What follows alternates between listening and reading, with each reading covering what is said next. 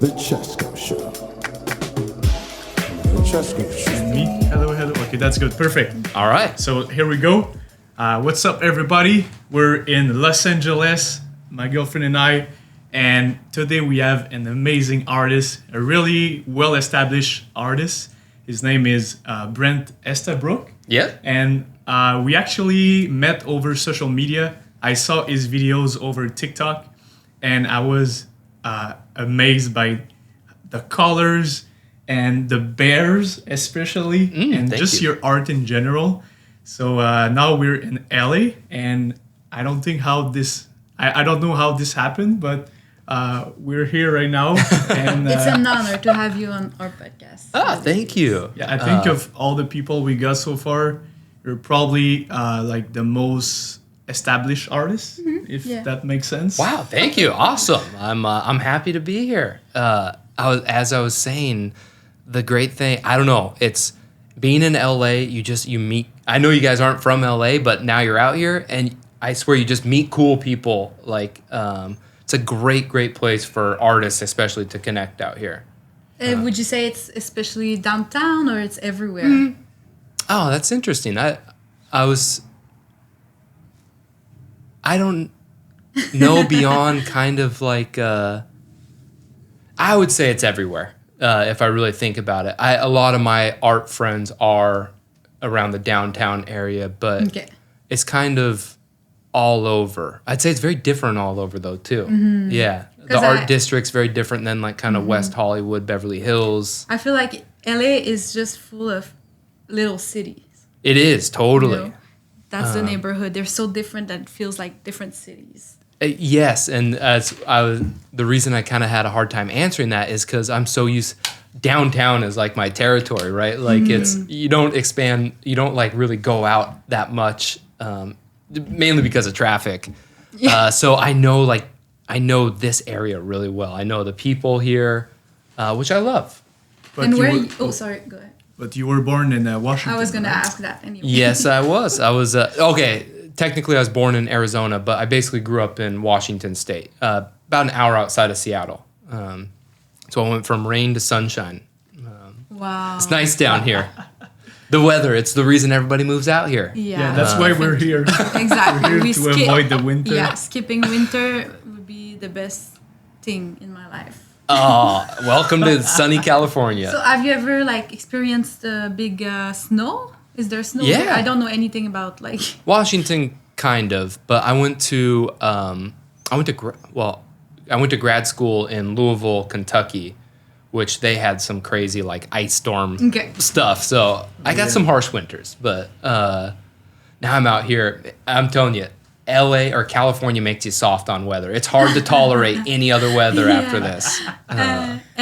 I want to know, sorry, we're going to talk at the same time a lot because we're both really curious. We have a lot of questions.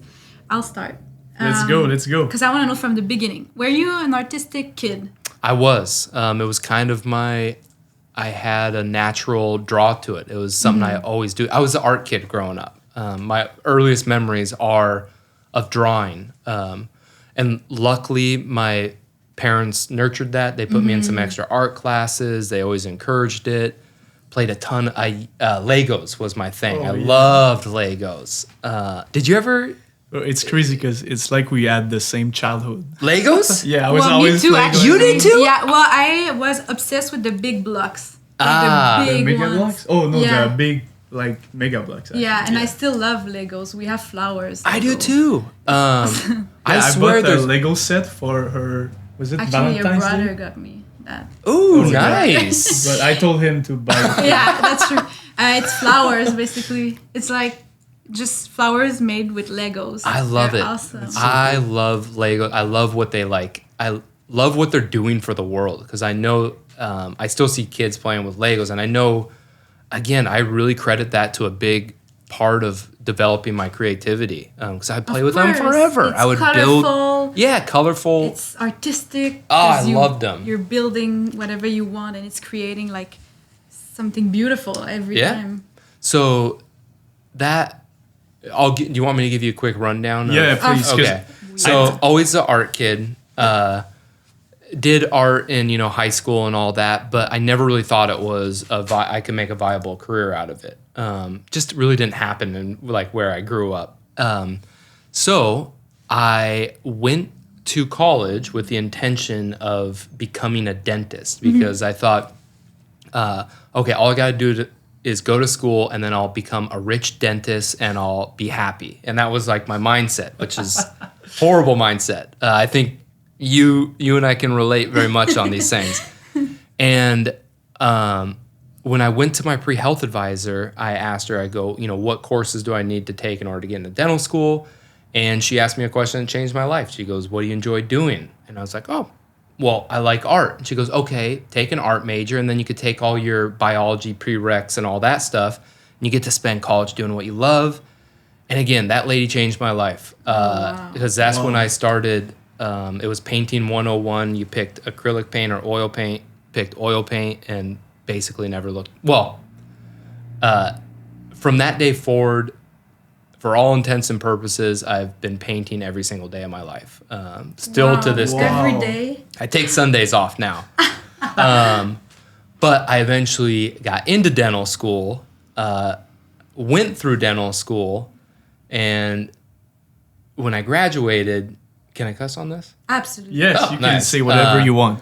I graduated in 2014 and said, fuck it, I do not want to be a dentist. I want to be an artist. And Nice. been doing it ever inspiring, since. just like him. Wait, I so know, we you were sharing- You were never like practicing? Never practice. Just like you. I do have my California license. I guess give a little bit more backstory.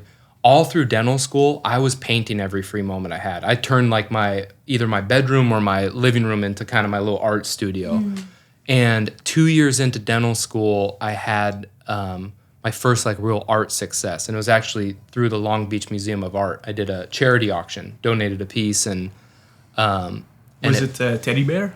no, it was this like graffiti $1 bill. I'll have to show you after it. Graffiti, that's my cup of tea. Ah, Yeah. I'll show you. You'll probably like it. And that gave me, when that sold at the auction, that gave me the like, oh damn, people will pay money for this. And that's when I was like, oh, okay, I could actually possibly make a career out of this. I was already 2 years into dental school, like the debt. So I kind of told myself, okay, I'll finish and make my decision then. I had a pretty profound realization about a month before I graduated dental school. And when I graduated, I said, fuck it, I'm going to be an artist. Wow. And don't get me wrong, it's been an up and down. Yeah, of course. Yeah. But like, because I did the same thing, but I was not a dentist. I was a mechanical engineer. Mm-hmm. And I remember there was so much backlash from like my family members, especially my parents. What do you mean backlash? Because like I finished my mechanical engineering degree, and then 4 days later, I just dropped everything I and quit. decided to become an artist. It's like, And I remember I decided this without telling anybody because I didn't want everybody's opinions because my decision was pretty clear. Smart. Very smart. And then when I told everyone, everybody was trying to convince me to go back to Oh, engineering man. because they were like, oh, you can make like 60 grand easy first year. You have a nice resume. I'm like, I don't care. I don't like it. Yes. So how did you like handle this? And did your like Ooh. family members try to convince you not to do it Good or question. anything like that? No, here's the one kind of ace up my sleeve. I knew when I said fuck it to dentistry, I knew I said fuck it to dentistry. I will Forever. never be a dentist. I will never, ever, ever, ever go into it. But I could always use the thing, well, don't worry, I have my dental degree. Like I still have my Yeah, degree. Like I could have gone and found a job It's your if I backup needed. plan. Yeah, but trust me, it was never a backup plan to me. I was 100% in art. But my parents were really supportive, but if I think about it, it was probably a lot because I did have the backup plan. You know what I mean? Like I could go find a job if needed. But in my head, I was like, no way. There's no way I'm going into that. I'm sticking in art. So thankful I did. It's a good life. Yeah, thank God you did. That's very inspiring. Did you find your own style right away, or it took a long time? Yeah, because I've seen your art. Because I should have said it earlier, but we're in his studio right now. Yeah, we're in so the his paintings studio. in the background are Beautiful, colorful Brent's paintings. Yeah. And I just went to your exhibition. Was it your first one? Yeah. Oh, it was your first museum exhibition? show. Wow. How old are you, man? I'm 30. Damn, what am I? 37? Oh, Wow, Yeah. That's really? cool, man. I would not be able to. I thought we were the same age. I got in an argument a few days ago with my actually dental school roommate. I was convinced I was 35. I swear, time has very little time to... Right, Megan? 100%. Brent is not able to conceptualize. I'm 37. Oh, me neither. Yeah. Oh, I never After noticed. 30, I was like, oop, all right. Time doesn't exist anymore. I'm going to live It's moment stressful. to moment. Time is stressful. It is. hate It's so it. much easier just to live for me in the moment and just Yeah. enjoy what's happening, what you're doing, who you're around, who you're with. Absolutely. Yeah, and time is just something we made up. Like, Yeah. Totally. It is. I'm 29 years old. What does that mean? It means nothing. It just means Yeah. I went around the sun 29 times, but who cares, man? It Yep. means nothing. Yep. The universe does not care about it. It's just live your life. But yes, first museum show. And Yeah, your so style. How if did we you go find back it? to Audrey's question,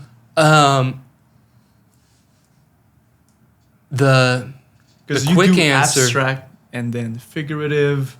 You do so many. I've done it different all. Styles. No, I haven't done it all, but I've done a lot of.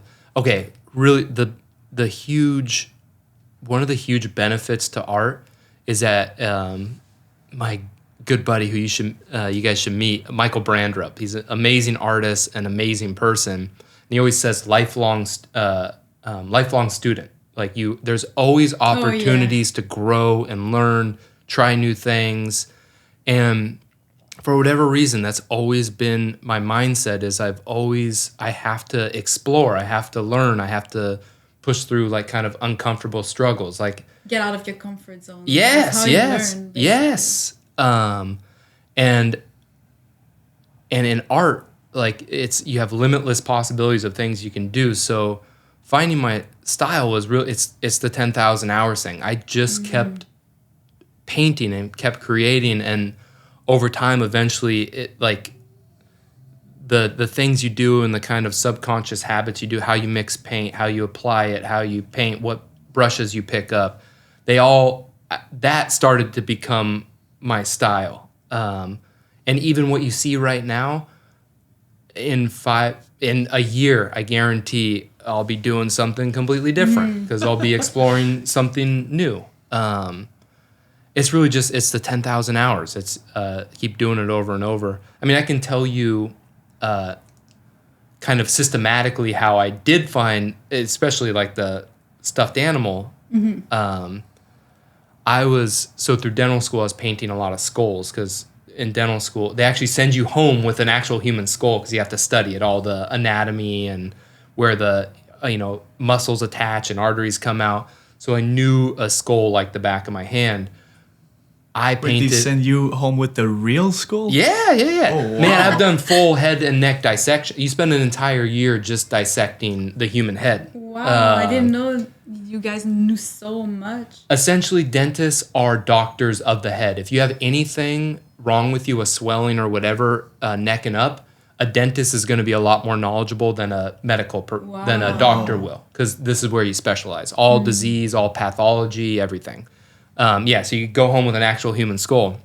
But I knew that subject so well that I could create that image without even thinking about it. And it was actually through the skulls that I explored. I wonder if I ever go back and count it, but I explored 50 different styles of painting, from abstract to palette knife to impressionist, like whatever I was thinking at the time, from minimalistic. I explored so much in that, and I actually started to develop the fur technique in the skull paintings.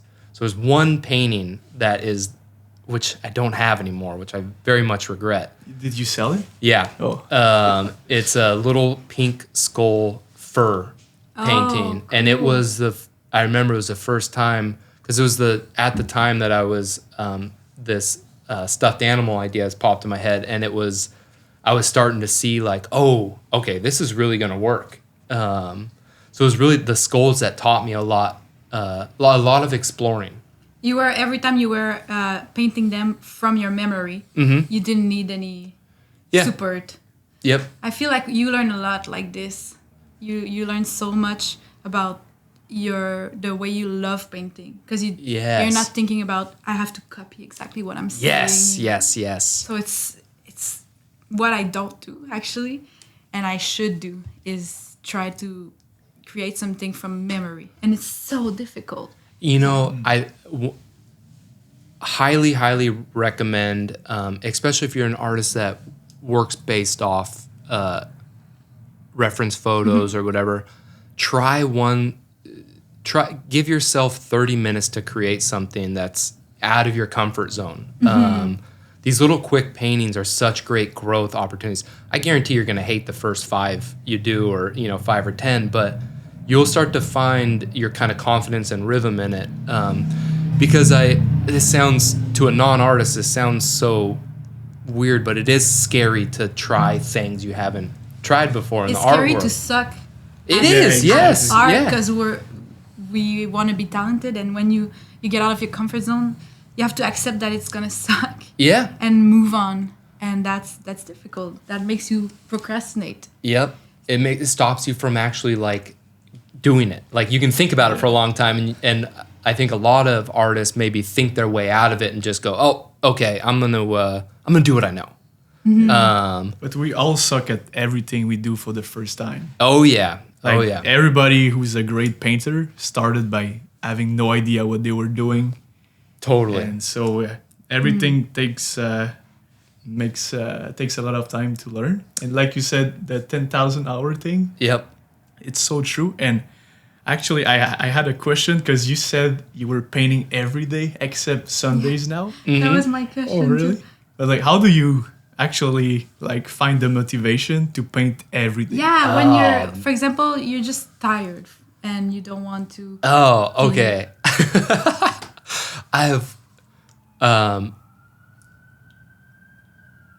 I paint every day because I fucking love it. Because I'm so excited to get in here and start creating and see what happens. It's like an adventure for me, right? Like every day I get to go on this adventure that I don't quite know where it's going. And I'm huge into health, both physical health and mental and emotional health. And dental health as well. And dental health, of course. I floss twice a day. Twice? No, wait, I take that back. I floss only once. I floss at night. Everybody floss. It's important. Yeah, we do. It's really important. It is. You want to keep your own teeth. Yeah. But I'm huge on like healthy diet, meditation, exercise. I've kind of designed a life where I feel great every single day. I have an amazing wife. Tara is a huge aspect to it. She's so empowering to me. And so every day I have, and this, I'd say maybe the last 2 years have really been like this, where I've kind of designed how I can flow through my day, and I get to spend my entire day doing what I love. I know when to take breaks. I know when to step away from a painting and maybe go do another creative task. I've just gotten good at, I guess, navigating how my day goes and my life goes. So do you have like a formula or like a routine that you do yeah. every day? Oh, you do. Oh yeah. So what's your routine? You wake up, what's the first thing you do? I'll give you the full routine, which I haven't probably done in like a month. But this is when I'm at my like peak of routineness. I get up, I drink a ton of water. I actually drink water with lemon in it, kind of rehydrate. This is gonna sound stupid, but I swear it works. You ever hear of the power pose? No. Sure. There was a big TED talk about this, but basically you stand in front of the mirror. Oh, you do Like- that, right? No. No. You stand in the mirror like Superman. Like sometimes I flex in it, but I take it as a time of meditation as well. It's a 5-minute, you're doing nothing but standing here looking at yourself in the mirror kind It's of like thing. positive affirmation. That's Positive why I do that, affirmation, As yep. weird as that. You could talk to, like, you could enhance it by talking positively to yourself. But so I do 5 minutes in the mirror like that. Every day. Yep. Wow. Those ones I do. The one thing that I'm shaky on is I find it so beneficial to work out in the morning and then go to the studio, but I always want to get down here so bad that I rarely miss that. Or I mean, I often don't do that. And then go to the coffee shop with my fiance. We thankful journal. Your fiance? Wife. Oh my gosh. Tara, don't listen to this. We go to the coffee shop in the morning, and her and and I've been doing this religiously for the past, I think, 3 years now. I've thankful journal every single day. Full page awesome. of things I'm thankful for, from the sun on my skin to the art I'm creating to my wife, Tara. You mean your fiance? Don't confuse me. It just the big picture stuff, the simple stuff. But I do it every single day. Massive game changer for me. And sometimes is it always do you always say the same thing, or it's No, always no, different? always different. Okay. Thankful for the moment, thankful for the day that's ahead of me, thankful for the coffee I'm drinking, whatever it be.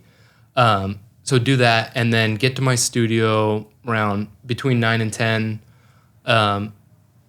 Who knows what I'm going to do in that time. Also, normally a lot of like creative projects that aren't painting.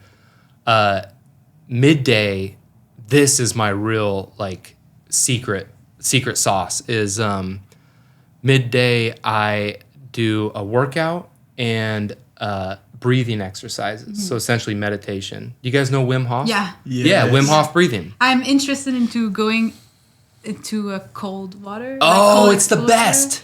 I've been like watching so many videos, and it's crazy the benefits that you have from that. Yes. I would guarantee anybody if you can do a cold, like if you can do an ice plunge every single day for a year, you will be, whatever your definition of success is, you will be successful in life. Oh, yeah. If you can have that willpower to do that, you can kind of do anything. Cold plunges are amazing. And people who does this for like 20 years, they always look amazing. Like, I've Yes. seen older women, and they looked so great and in shape. It's very inspiring. When I have the space, I'm getting a cold plunge. And we could, like in the winter, we definitely could just You like guys roll can. in the snow. Turn the shower faucet down. That's all you Yeah. got to do. Here, the water never gets cold enough in the showers. Like Ah, they're it like must lukewarm plunges. Like they never get cold. But you got to prepare yourself though. If you want to do this at home, you don't just get in the cold. You have to do breathing exercise because it could be Yes. dangerous. Yeah. But So I do that breathing. I do 3 rounds of Wim Hof breathing. It's just 30 breaths in through the nose, out through the mouth, and then the last one you exhale and hold. And during that breath hold, probably start off maybe only be able to do it for a minute. I'd say I average like 5 or 6 minutes now. And during that time, I have oh my gosh, I have like supercharged creative thoughts. I think through creative problems that I've kind of been like stuck on and how to like proceed with them. It's been a game changer for me. I would encourage everybody to find some sort of daily kind of mindfulness breathing practice, whatever that be, Wim Hof, or there's a million you could look into them. But it's like creative steroids for me. It's amazing. I love it. Wow. Now I've gotten like addicted to it. Like it has to be part of my day. And once I do it, like, damn, I'm on fire afterwards. Like that's when I start painting. So I normally spend the second half of the day from noon or 1 to about 5 painting. Wow. Yeah. I would say That's insane. some people at It's home. really impressive. you should, honestly. Well, it is, but some people at home would be like, "Oh, he's doing so much to paint every day," and it's I would never be able to do that. But actually, like just when you think about it, there's a lot of women or other people that puts makeup on every day, and that's a form of meditation. That's a form of artistic, creative act. Basically, you're painting on your face every day, and that's just like one ritual that makes you feel good. So we're like productive people and less productive people. We're not that much different. you know? Yeah. Yeah, that's all I was gonna say. What about So, you? how did you learn how to do these things? Because I'm pretty sure you didn't come up with these things No. by trial and error. Well, You okay. read about it or you saw Yes. YouTube videos? Trial and error, definitely, because I've tried many different, even like meditation practices. Like, what do you do? Do you sit there and think of nothing, or do you think of things you're thankful for? Do you try to feel your like body? Like, what do you do? So a lot of it was trial and error, but a lot of it was from reading. The first book that really, I read this kind of at the beginning of dental school, that got me thinking, oh, there's a different way of living, was Tim Ferriss's The 4-Hour Work Week. Oh, yeah, I read that. Yeah. He reads a lot of self-help books. Yeah, I do too. It's great to be interested in it, right? Like it's You feel so inspired after a book like this. yes, You just want to work on yourself. yes. I've realized, especially now, is I could spend the rest of my life improving myself in whatever it could be, little micro increments or big macro ones, but I know I get to spend my life doing that. Like I have the power to do that, and every individual has the power to do that. And so I just read a ton of self-help books. Tim Ferriss, what's his name? It's called The Code to the Extraordinary Mind. Vanish, I'm blanking on his name. But that one had a great like guide of kind of, here's a good template to follow for meditation. And I was like, ooh, okay, that resonates with me. Like, and that kind of worked for me. Listen to podcasts, Wim Hof. And it's just always open to being able to change your mind and to try things that are uncomfortable. If you can do that, you can do anything. Absolutely. Yeah. I agree. Do you listen to podcasts when you paint? Oh yeah. Oh yeah. So you get like in the zone, and at the your brain is working 2 times. Like you're listening to the podcast and you're painting at the same time. So Well, okay. So I listen to podcasts in the morning when I'm doing non-painting stuff. I'm always doing something creative in here. It's like I might be like designing. I designed my own artist book. Well, I had one of my team members and we designed our artist book. But like I'll do stuff like that in the morning. Design little What's like an artist book? artist book. This thing. Yeah. My desire to inspire. Dude, that's so cool. Yes, it was an insanely fun project. You want to it's show it or? beautiful. Yeah, sure. This is it. But like these are like projects I work on in the morning. Like I love like playing around in like InDesign, and doing stuff like that. And that's when I'll listen to podcasts. Okay. When I paint, I listen to jazz music. Jazz music is my favorite to listen to and paint. I feel like they're like chocolate and peanut butter. Like they just go perfectly together. Do you listen to old jazz or recent one or any type of? Okay, the greatest radio station in the world is 88.1 K Jazz, and it's out of Long Beach, actually. And it's commercial free. Put it on your car, and all day long, it's jazz. Any jazz from the 30s, 40s, 50s, all the way to the newest contemporary stuff, and it's all just mixed in. It's a great station if you like jazz. Yeah. I take it you guys listen to music too when you. Oh yeah, sure. We always listen to podcasts. Yeah, podcasts So mostly. we work together because we Nice. live together, and she always has like AirPods on, and I have my earphones on, and we listen to different podcasts while we work, but we're like really close to each other, Yeah. and yeah. But What do you I guys listen feel to? like a whole year I'm gonna be into music, and a whole year I'm gonna be into podcasts, and then it's a cycle. But I've been like into podcasts for a while now, and I get very tired of music for a bit. It's like, and sometimes I really love it, but jazz I absolutely adore. But then, not more than an hour. I get like overwhelmed by all the instrument, and it's. I do too. Oops, sorry. I switch a lot between them. But what podcasts are you guys listening to? Me, I like. It's gonna sound really cliche, but no. Say it. Say it. I listen a lot to Joe Rogan. Yes, I do too. And Lex Friedman. I love and Lex Friedman. Jay Shetty. Nice. And I haven't what listened to Jay else? Shetty's. Gary Yeah. V. No, not really. I don't really listen to your podcast, Gary. I'm sorry. But I heard the best podcast ever is the Chesco Show. This thing right there. Oh, That's the best one. wow. Shameless self-promotion. But what do you listen to? Joe Rogan. I don't listen to all I mean, Joe Rogan. he has the best guests. So. He Yeah, does. for I the look guests. for all the guests that I want to hear. I love Graham Hancock and Randall Carlson. They're some of my favorites. But who else do I listen to? I listen to Love Bites, which is my wife's Yes. podcast, No way. which everybody should listen to. I will. Her podcasts are fucking amazing. Listen to one and you'll see. She started it maybe a year ago and has grown it pretty big. And she's had some amazing guests on lately. And what's it about? I know, but to tell Sex people. and her podcast, Sex and Relationships. One of the really interesting ones she had recently was her name. She's Will Smith's sex relationship coach. I Okay. forgot her name, but even that lady was so interesting to listen to, and what she was sharing was so practical and usable, and that's why I love Tara's.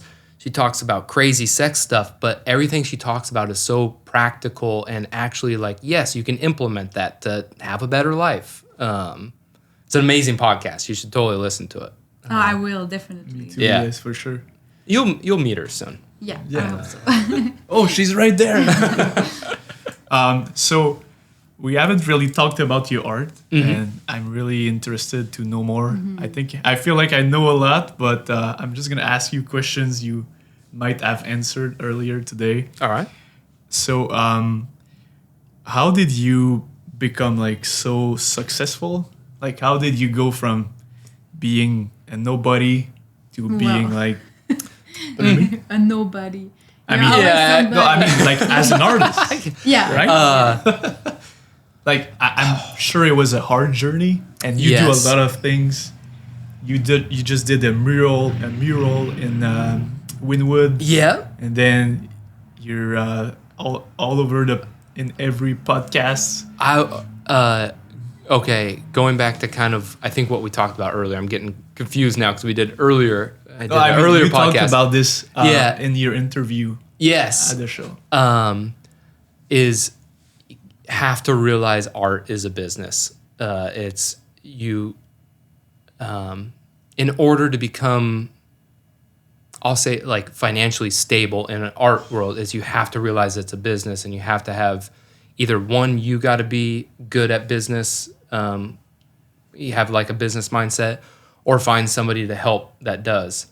And starting off, I found somebody who helped with my business, and we grew a lot. We grew a lot together. How did you find this person? I actually knew him from childhood. I grew up playing nice. basketball with him. Yeah, and it worked really well for a while until it didn't work anymore. And then kind of parted ways and have found new business routes. But it was vital for starting an art business, was to have help with the business side. Did you also read books on business? Or he teach you? I did, but honestly, I was so focused on painting and it was kind of the most valuable thing for me to do was to just focus on painting, and so that was the life I lived, which I loved. But it's probably not the smartest way to go about it. Every artist should have at least a fundamental knowledge of like how to operate a business and kind of where you're at. Absolutely. But I mean, it was like 8 years roller coaster up and down. Like nothing was ever certain. It was feast or famine. It would be a couple months without selling a painting, and then 1 month sold a bunch, and then it's been up and down, and it's difficult, but there's so many avenues now, especially with social media. There's so many avenues to become successful as an artist, and it doesn't have to be the traditional gallery museum route. You could start collaborating with cool brands. You could start creating your own merchandise, collectibles. You can make there's so many avenues to pursue now. Definitely. Yeah, but I mean, it was a lot of hustling. It was hard work. It was 7 days a week. It was nonstop. It's still nonstop. So would you say, so you have a new business partner, and would you say this person is part of your success today? Oh yeah. And I know success in the future. It's something as a artist, I knew business wasn't something I wanted to handle. So I knew I had to have somebody in that position, and luckily I found Megan. Money making right Megan. I don't think we can see you. Beautiful Megan. Yes. Actually, she's your wife's best friend, right? Yes, which is even more awesome. Yeah. That's cool. And everything we've planned, she's what I've been missing. We have our whole schedule planned out for this entire year, which I love. Wow. We have the emails we're sending out. We have the collectibles we're dropping. We have the art shows we're doing. It's nice. I now have a guide to where I want to go. Another good thing for artists is, and it's probably going to be difficult at the beginning, but the sooner you can realize your big picture vision of where you want to take this, the better, because then you have a guide map, right? You have a target you're shooting for. But to be honest, I didn't have that until maybe a year ago. So I spent a lot of my art career not really knowing where I was going. I was creating, and I was really just focused on that.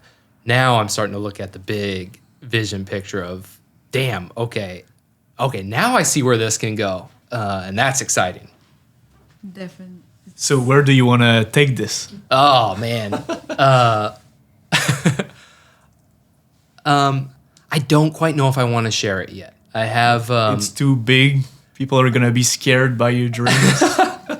I read a quote recently, and I forgot who it's from, or somebody suggested it. It says, and I've realized this is, don't tell people, show people. Oh yeah, I heard that. And I think it's true. You shouldn't tell Totally. your big dreams to Yeah, everyone. we respect that. Yeah. I'll share them more and more, especially because there's still pieces of it I don't quite know exactly how they look like, but I get the scale of it is what I see. Scale's big. Never stop dreaming. Yep. Never. Never. Go all or go home. Think Yep. big. Oh yeah. So how did you get into sculpture? Because you do sculptures, and I'm pretty sure you didn't learn that at dentistry school. Actually, Well, I would say you do. Or maybe, yeah. Dental school's crazy. You have to wax carve teeth. Oh. Every tooth you have to carve. So you do a ton of hands-on stuff. But sculpture was something I was always interested in. And in the way I paint, essentially paintings are 2D, right? You have to render light and shadow and all that, and I got really good at doing that. So when I went to sculpting, it was kind of like, oh, okay, I don't have to render shadow and highlight. It just happens. All I got to do is form the thing I want to form. Yeah. So it was kind of, to be honest, it was kind of an easy transition into sculpting. I bet you there's a ton of artists out there who are great artists who I guarantee if you pick up sculpting, you'll get it like that. Like it'll come very naturally. It's amazing. I have to show you the oil clay after Oh yeah, this. I want to see. So how did you learn like the whole process? I tried a bunch of different. Okay, first I'll go kind of like step by step. First, I just got I think like 5 different types of clay. I got oil clay, I got air dry clay, I got this like weird polymer clay, and I just started playing with them until I kind of figured out the one that I was like, ooh, like this is nice. And really with sculpting, it's once you have the sculpture, you take the sculpture to a foundry. So a foundry is the place that's going to create the mold of it. Then they pour a wax. So you get like a wax copy of it. Mm-hmm. And then they put a mold around that. And then they pour bronze into the wax. And it's called the lost wax technique. And it just replaces the wax with the bronze. Mm-hmm. But basically the foundry is doing that. You go in there to check the wax is good. Because it's basically a complete replica of your clay sculpture. Mm-hmm. And then once they pour it, you go in and check they got the polish right and all that, and you got yourself a sculpture. So you really have to just do the initial creation of it. So you just do the clay sculpture. Yep. And then you bring it to a foundry. Yep. And you do the rest. Yeah. Now the trick is finding a foundry. Yeah. And finding, especially here in LA, it gets difficult because it's a lot of foundries are busy and they kind of only work with certain. Kind of like you get invited a bit. If you go up to the Pacific Northwest, there's people who kind of do this in their shop. I know a guy who used to do it himself. So he bought a barrel, and then he would 3D print what he wanted to do to turn into a sculpture. And then he would put the 3D printed thing. Well, I can't say it in sand. Yep. And then he would pour wax in the sand and then close the thing. And then he bought a barrel and then he put like bricks all around. And he like basically created like a small oven. Damn. To make his, I don't think he was doing bronze, but his metal meltdown. Damn. And then he would just pour it in his sand mold. There's a lot of and YouTube he was doing videos. it himself. Damn. He just learned by doing it through YouTube videos. But Yep. yeah, there's a lot So of I thought you were actually doing all these things yourself. Oh, not the pouring of it. No. It sounds like really hard and you need the expensive space to for do. that. You need like a factory. Ventilation. Ventilation. 'Cause It's crazy. And if you do a big one, like Think about There's it. no way you can do it There's no yourself. way. Have you heard about silver clay? Have you ever tried that? I have. Literally like silver, but it's clay, and then it turns in silver. I Isn't got it for my awesome? niece for I wanna try Christmas to that. make jewelry. Yeah, exactly. Yep. I want to try that so bad. I would encourage, all artists like get some sort of sculpting material because I'm sure you'll find your kind of thing in it. You'll find. I love hair dry clay. I do my Christmas gift like with that. Oh, you do? 'Cause Awesome. It's just like not messy and it dries in one day and it's solid. It's really like. It's nice. I did that sculpture from air dry clay Wow. actually. can we take it? Can Yeah. we show it up? Yeah. You want to take it? I'm I'll grab it. Oh, thank I'm you. too shy. I'll bring it. Thank you. But this was originally an air dry clay sculpture that eventually got turned into bronze. So there's a bronze cool. version of this. This one was resin, and then I actually this is all oil paint on it, which I had this great idea that I was gonna get a bunch of these and put oil paint all over them. But it took like a year and a half to dry. Like you Yeah. couldn't even like touch it. Like I had it sitting in one place for a year and a half. So this is the one and only now. It takes so. Do you? Is it for sale?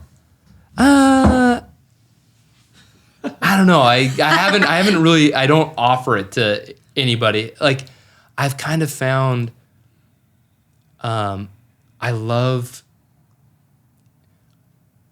How do I put this? I love one of the big benefits to art is the people you meet in it, the people you get to connect with. So I'd say almost all my collectors, I have a pretty good personal collection or connection with them, because I know the right person will come along for the right piece. At some point, probably the right person will come in here, and this will be the piece for them. But I would wait for that.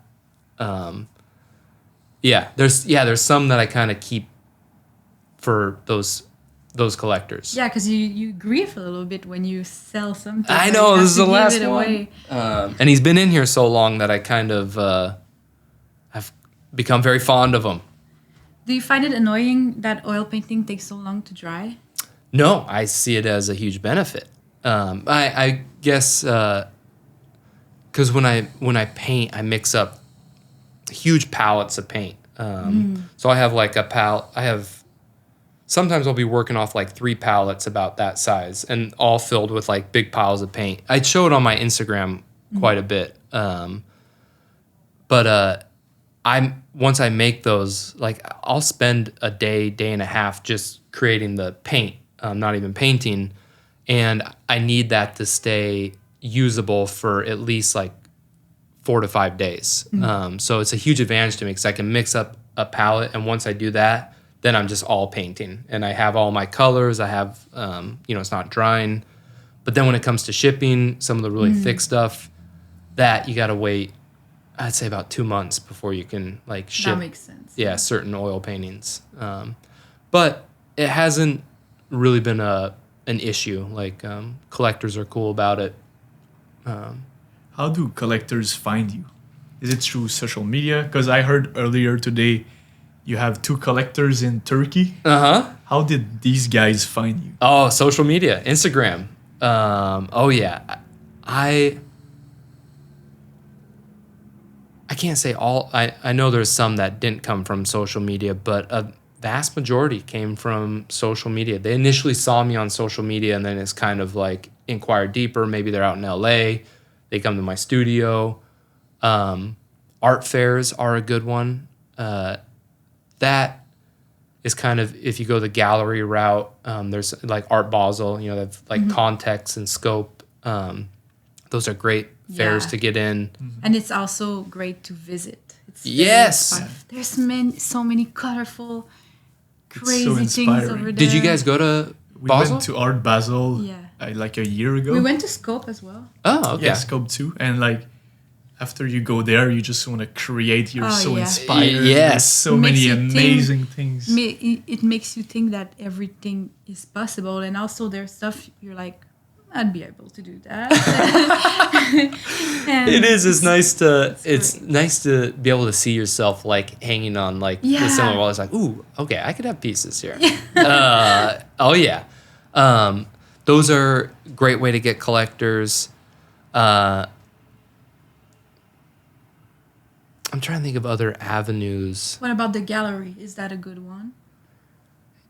Yeah, but to be honest, I don't have. In a weird way, I don't necessarily. We don't necessarily have to dive into is I don't really have a ton of experience with galleries. I think the galleries that you're thinking. I've worked with a few galleries, which were great, but I don't have a lot of like firsthand experience I could share, and so galleries I don't really know. I don't have a strong opinion one way or the other. It's the old school way. Kind of. We're evolved from that. I think. Social media has really changed the game. Like really, really changed the game. It's probably the first time ever an artist can kind of just do their own thing. Like they can become their own machine, and that's it. Tristan Eaton is kind of a good example of that. If you know who that is. Who's that? He's actually, I think he's a Long Beach artist. He had a show at Long Beach Museum of Art right before mine. That's a cool guy to look into. But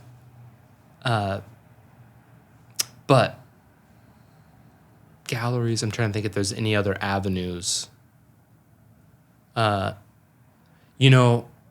thing that I'm really trying to strengthen is organic relationships, and that's like collectors of mine and their friends. And so we host awesome studio parties here, and really when we invite people, we invite we just want to invite fun, cool, interesting people. Like that's the recommendation, or that's the only like guideline. And we normally ask them to bring like a cool friend that they think would enjoy the party too. And through Tar and I, we've met so many amazing people, and they introduce you to people, and then people come over here. My secret weapon is to get people into my studio. That's how I. It's a huge place, by the way. You haven't seen all of it either. Yeah, I want to know, before I forget my question, sorry, I'm jumping from subject to subject, but I want to know your opinion on AI in the art world. So I've heard that now there's like apps that can tell you if, oh no, that's with ChatGPT, but they can tell you if it was created with ChatGPT. What are your thoughts on that? Are you scared? Have you guys seen the DALL-E thing? Yeah. Yeah, that it is insane. Do you use it sometimes? No, I've been trying to get the access to it. I haven't got it. You don't have access to it? No, there's 2 versions. Do you have the access to the full one? DALL-E 2. You have the full one. Yeah. I just you just have to send your name, and like 2 months later you have it. Maybe I missed the email. I bet I missed your email. You can always like try it. Okay, but my thoughts on it, I really just see it. It's another avenue to create. There'll be things done with AI art that I have no idea what they're going to be, but it'll be something cool. I'm not personally like, I don't know, threatened by it. If it starts thick oil paintings, but I'm finding a lot in art too is, it goes beyond the painting itself. It's the story. It's the people behind it. It's the artists. It's the ethos they're building in life and the world. And it's like, I think people want to be part of that community, right? Like, and that's always a human kind of bond or connection. I see that as something that will never ever go away, and that's something that I'm trying to strengthen. So I'm not too I know AI is going to make amazing art that I can't even begin to conceive. And that's going to happen. And I look forward to seeing it. And I look forward to maybe a potential day where I'm collaborating with AI type, I don't know. It's just one of those things. There could never be enough art. Exactly. Yeah. You can use it as a tool. What do you guys think? I love it. Like, I use it as a tool. For example, because I told you I love to replicate stuff. So, for example, I wanted to draw like a hand holding a string and a heart. So I don't want to go take a hand and then a string and then a heart that exists already. Yeah. I don't want to copy something that exists. I want it to come from my head, but I can't. So I use AI for that. Yeah, and you get the perfect reference. Yeah, it's so perfect. Cool. Like the hands, you get the inspiration. Hands usually have like 6 fingers and oh, interesting. They can reproduce hands. No way. They say it's the hardest thing to paint too, hands and feet. So I use it and I tweak it and then I draw on top. But it's the best tool for me. I was going to say, my guess was that a lot of artists were going to find like really creative ideas to paint based off. Like they were going to find the image and then recreate it, right? Yeah. And you can like feed it your image and they create their own version of your image. And like that you can maybe create something more crazy and more unique. I can see, I'm just even now imagining a show where you started with like the original work and it's just a long hallway and it was, okay, the iteration of that in AI and the next to that was the iteration of that one, the iteration of that one, and to like see it progress like and change how AI keeps like reinterpreting it. That would be awesome. There's a million amazing things to be done. Yeah. They come up with new colors, so it makes you think, oh, I didn't see that with those colors. That looks better. Let me choose those ones instead. Interesting. I think lots of people are scared of AI and where it's going to go. But I think for artists, it's just going to become a tool we can use to make our jobs easier. I completely agree. Faster. And more creative, actually. Yeah. It's it's another tool in the tool belt of artistic things we get to explore and use if we choose to. Yeah. How long does it take to create a painting big like this?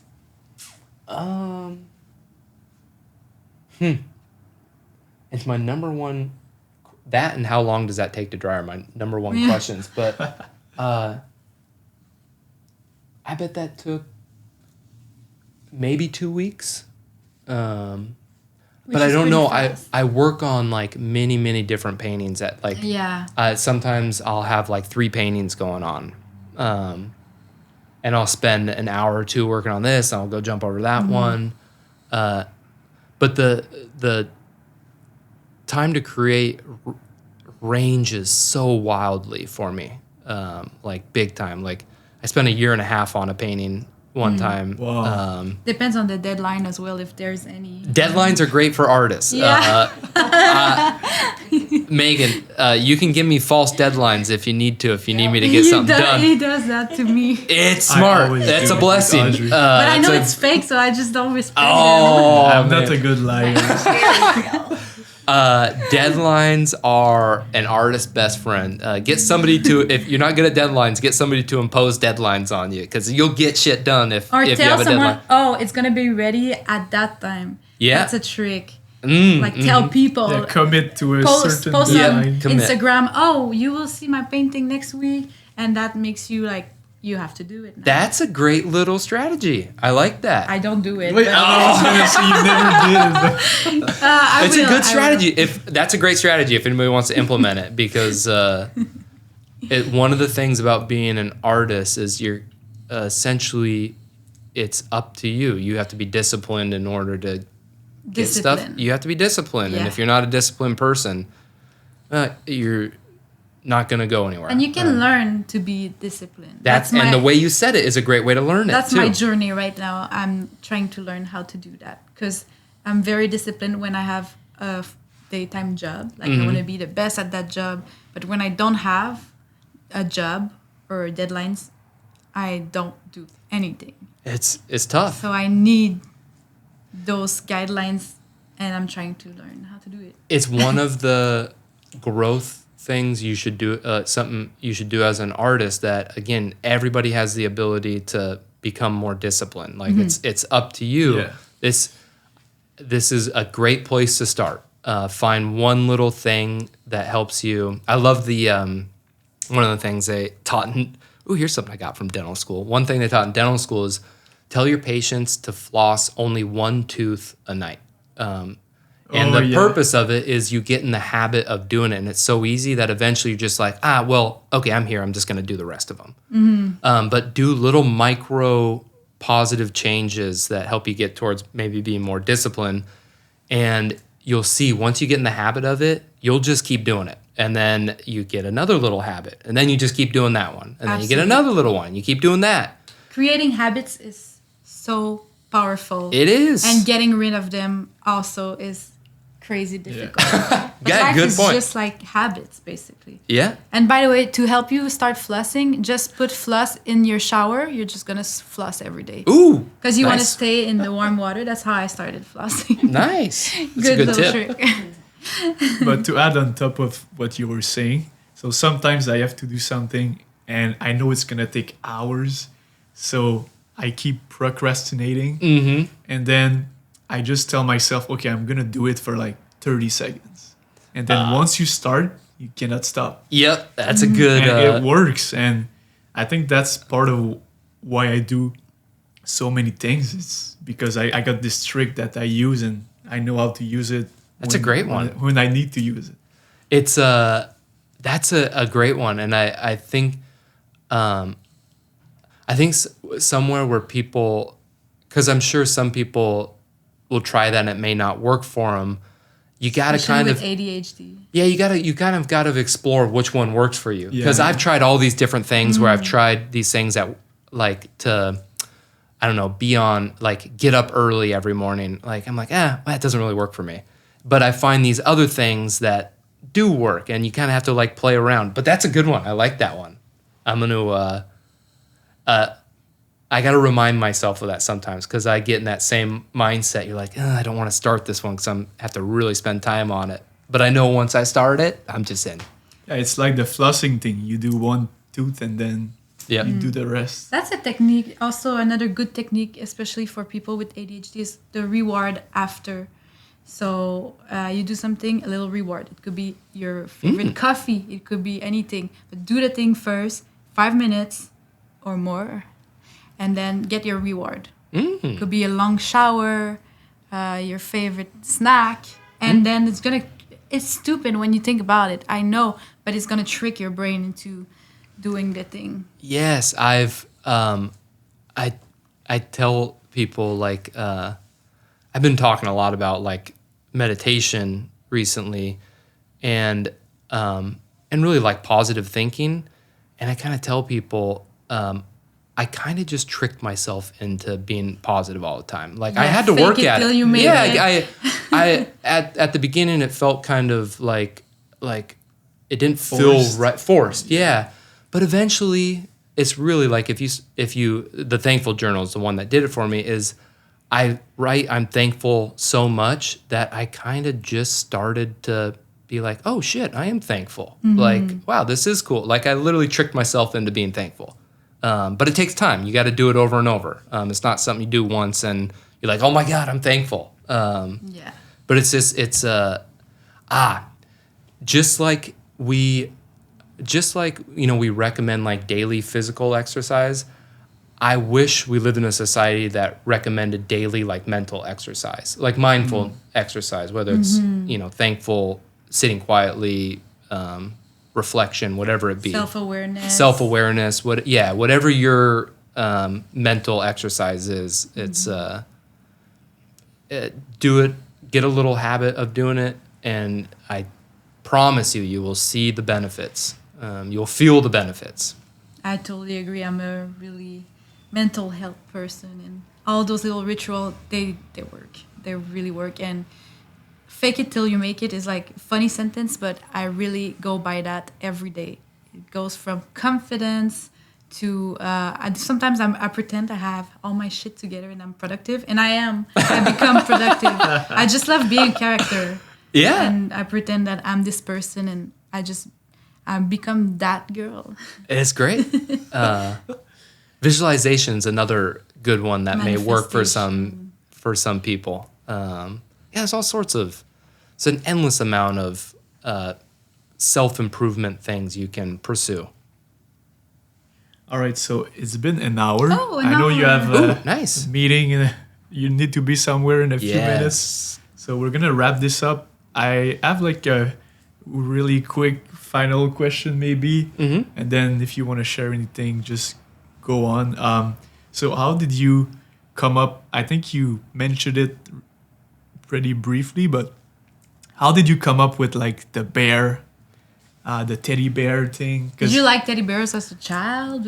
Okay, would you say this is like your iconic thing, or maybe like the squares right there? I would say the stuffed animals are definitely what people know me most for. As you see, especially when I show you downstairs, I do a lot of different things. I love exploring. But the way the stuffed animals came about is, it was 2000. I think it was 2015. It was I was right out of dental school, and I was over at my sister's house, and my niece and nephew, they were, I think they were 5 and 7 at the time. And I was sitting out on the couch in the living room. They're running into their bedroom, grabbing stuffed animals, and they're like running out. They're like, Uncle Brent, like, look at this one. And then they'd throw it on the ground. They'd run back, and they'd get, bring another one. And I remember I started to see this like amazing composition in front of me. And it's actually I started 2 stuffed animal piles at the same time, Dream Team and Nobody Told Us No. Nobody Told Us No's, if you saw, is the new print I did. That's half of that painting. So anyways, there's this pile of stuffed animals in front of me. But the thing that I really noticed is my niece and nephew were so effing happy and were loving life, just showing me their stuffed animals. That's it. There was nothing else, right? It was just like unfettered joy. They were just so happy. And I remember thinking, I was like, that is how people want what they have right now. They want that kind of happiness and just loving the moment. And it was, so the genesis of it was kind of, I feel like kids are really, really good believers and doers of things they love, whether it's running out in the woods, drawing, hanging out with their friends. And so the stuffed animals, I hope, are reminders of kind of childhood when you were loving life, you were living, you were really, really living. And I hope to inspire more people to kind of get back to that mindset. Like, do the things you love. Like, do them because you love them. So that's where that came from. Connect with your inner child. Yes, totally. Yes. Kids got it good. We should learn from them. Absolutely. Yeah. Definitely. Maybe our next guest should be like a 5-year-old or something. Yes. That'd be awesome. That would be a great guest. Yeah. So is there anything you want to share with people? Maybe just your socials, We'll your also username? put them in the description. Yes, please. I'm horrible at self-promotion. Let's see. Okay, Brent Estabrook that's Instagram, TikTok, website. I do have, if you're around downtown LA, on February 18th, I have my solo show, 1,000 Moments, coming up, which I'm very excited to showcase that work. So it'll be a show downstairs and then kind of like a secret studio party up here. It's going to be fun. You guys should totally come. We will. Yeah, it'll be a good time. And you'll meet a ton of cool people. Let's go. Okay, is there anything else? Megan. I mean, you have your exhibition until March 19th. Oh, yes. Sorry, we just left. So I have my first museum solo exhibition at Long Beach Museum of Art, and it opened October of last year, and it runs till March 19th. So the museum's open Thursday, Friday, Saturday, Sunday. I'm going to be down there this Sunday, but I don't know when you're putting out this podcast. Sunday. Oh, you are? Yeah, in 2 days. Okay, well, if you hear it in time, I'm going to be down there. Come join me. But definitely check it out. It's an awesome exhibition. All right. Thank you so much. You're welcome. Thank you. Thank you. I just want to go paint now. Like, I'm pumped. I'm so inspired. All right, good. thank you, Brent. You are welcome. That was awesome. Bye-bye, everybody. Bye. Stay tuned.